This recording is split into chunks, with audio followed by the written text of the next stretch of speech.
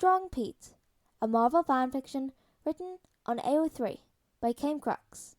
The link for this fanfiction will be in the description box below, and I encourage you all to go check it out. It was a random Saturday night. All the Avengers were gathered in the common room of the tower celebrating. No one knew exactly why, although Tony Stark never really needed a reason to celebrate. Peter, on the other hand, hates parties. There were a lot of people in one place, a lot of noise, and most of the time an unbearable smell. Because of that, Peter was holed up in his lab since the beginning of the party, stretching out his new Spider-Man suit. It needed some major improvements, but the boy was already getting irritated. He could hear the screams and music from the party from where he was, about 3 floors below.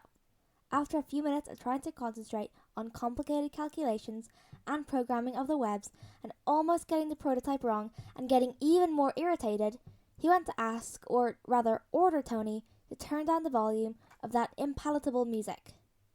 As soon as he entered the living room, Peter went towards Stark, who was next to Bruce, Thor, Steve, all of whom were drinking directly from a bottle with something light brown inside.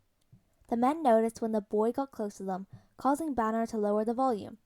Hearing some people mutter under the mezzanine, everyone in the party could see the boy's angry face, but as soon as he got close enough to Tony, Thor gave him a glass with a dark brown drink in it.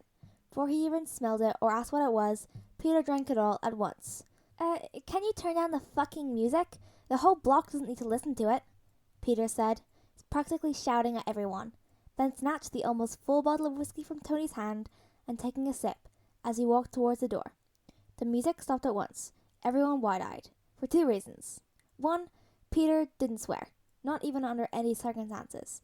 And 2, he just finished drinking a half-full glass of Asgardian brew, known to make people swoon just by the smell, and walked away as if it was just plain water.